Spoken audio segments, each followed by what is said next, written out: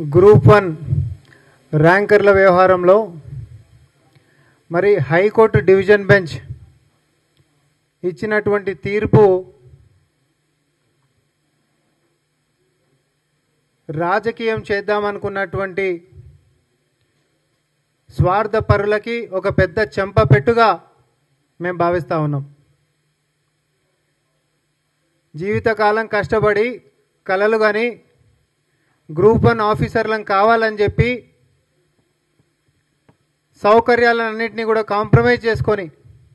అమ్మా నాన్నల యొక్క కలల గురించి బతకాలి,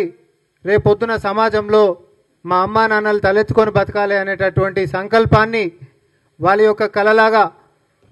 పెట్టుకొని కష్టపడి చదివి ర్యాంకులు కొడితే అట్లాంటి గ్రూప్ 1 ర్యాంకర్ల మీద రాజకీయం చేసేటటువంటి కుట్రలు ఎవరు చేశారు మనందరికీ తెలిసి బీజేపీ బీఆర్ఎస్ వాళ్ళ యొక్క నీచపు రాజకీయాలు.